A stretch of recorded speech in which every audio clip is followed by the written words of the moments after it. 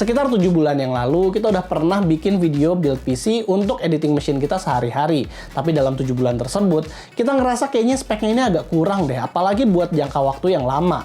Jadinya kita mau ganti yang tadinya itu PC full AMD, itu ke AMD dan Nvidia karena Nvidia lebih kompatibel dengan Adobe Premiere Pro. Dan juga kita mau nambah RAM-nya jadi 64GB, tapi sebelum kita mulai, kita bersihin dulu PC-nya. Sebelum gue mulai upgrade, gue bersihin dulu sedikit PC-nya karena terakhir dibersihin PC ini adalah sekitar 7 bulan yang lalu. Habis dibersihkan, kita mulai dari upgrade RAM-nya terlebih dahulu. Karena kita nggak ada masalah sama RAM yang sebelumnya, kita beli lagi yang persis sama sama tipenya, yaitu V-Color 32GB DDR4 yang 16x2 3600. Jadi gue mau ke 4 slotnya kepake biar total itu adalah 64GB. Gue sukanya RAM ini tuh nggak ada RGB-RGB-an, jadi PC-nya itu nggak usah kelihatan ada lampu apa-apa gitu. Sayangnya saat RAM-nya ini mau dipasang, ternyata RAM slot satunya itu malah mentok dengan pump cooler kita. Oke, jadi kalau misal kita mau punya 4 RAM dan juga ternyata kita pakai all-in-one cooler yang jalur pumpnya ini menghalangi RAM yang paling kanan, kita bisa, caranya itu adalah gini, cara ngakalinnya. Kita copot dulu all-in-one coolernya, pasang RAM-nya sampai lengkap, baru coolernya ditancap lagi. Karena di beberapa case kayak ini bekerja nih. Dia memang agak ngedorong RAM-nya, tapi ya it works. Nggak tahu sih ntar long term-nya gimana, cuma kita coba lihat aja.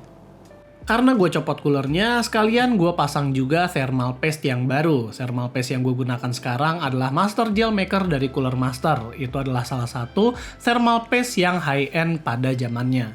Untungnya, cooler NZXT ini saat kita pasang kembali dia nggak ada masalah, kecuali memang dia mentok dengan RAM slot satunya.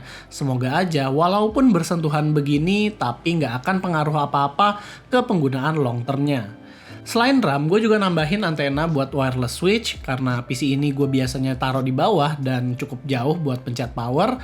Gue pakai aja remote dari Silverstone yang namanya itu ES02 USB.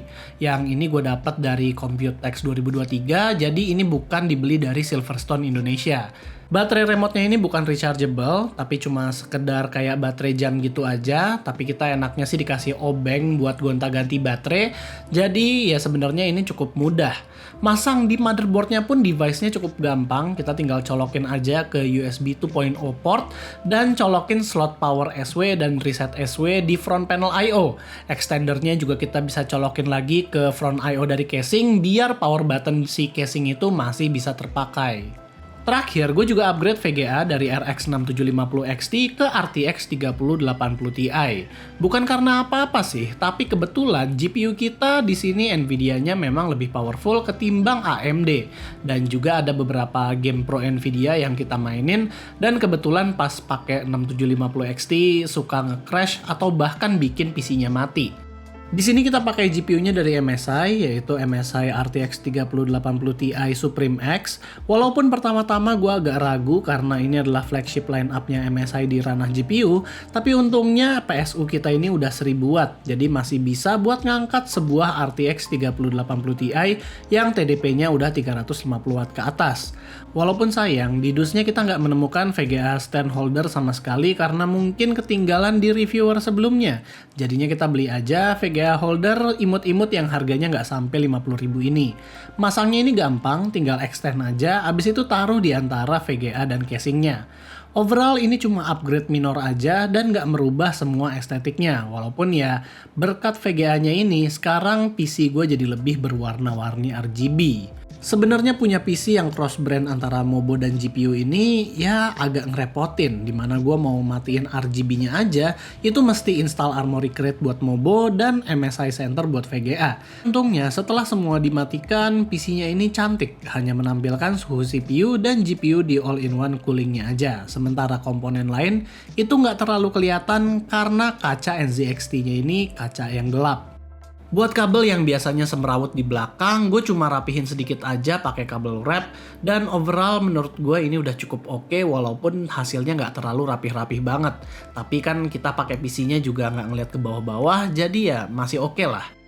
Masuk ke performa dan pengalaman PC-nya sendiri, sayangnya sebelum upgrade PC ini, gua tujuan utamanya itu saat ganti VGA adalah berharap kalau efek-efek di Adobe Premiere Pro bakal lebih mulus saat preview. Tapi ternyata title yang banyak efeknya itu masih nge-lag dan kayaknya ini udah bukan performance issue deh, tapi soal compatibility issue. Agak kecewa sih pas kita tahu kalau ternyata ganti GPU nggak terlalu nge-solve problem utama kita. Walaupun untungnya ada satu problem yang ke-solve. Kita sekarang bisa buka dua project berbarengan tanpa waktu yang lama. Dan tentunya multitasking antara aplikasi Adobe juga lebih lancar. Kebukti kalau ternyata penambahan RAM jadi 64GB itu ngaruh banget. Buat skor 3D Mark Firestrike-nya, perbedaannya ini kelihatan di graphic score aja, tapi nggak ada penambahan di skor lain. Bahkan combine-nya juga nggak terlalu beda jauh. Sama dengan Time Spy, ya kita lihat di sini skornya itu nggak beda-beda jauh ya, jadi upgrade-nya juga nggak terlalu kerasa. Tapi kalau di gaming, terutama di The Witcher 3 Next Gen, kerasa banget kalau game ini naik sekitar 24 FPS dari yang sebelumnya hanya 60 FPS. Yang kali ini gue nggak pakai FSR lagi dan gue pakainya itu DLSS dengan Nvidia Hairworks mentok kanan. Walaupun sayangnya, lagi-lagi di game ini kita masih belum bisa ngaktifin ray tracing-nya karena saat RTX on, FPS-nya itu jatuh ke 40-50-an. Dan daripada main game di 50 FPS, gue lebih baik tidak ngaktifin RTX-nya. Ya, tapi overall masih lumayan lah, masih bisa dapat performance gain saat ganti GPU dan hitung-hitung juga sekalian siap-siap buat nanti main Starfield. Selain itu, gue juga ganti GPU ini karena monitor gue yang baru yaitu Odyssey G8 OLED punya settingan HDR yang peak brightness-nya sampai 1000 nits hanya apabila kita pakai GPU Nvidia. Jadi kalau main game HDR seperti Ghost Recon Breakpoint, HDR-nya jadi lebih kerasa imersif dibandingkan pakai GPU AMD.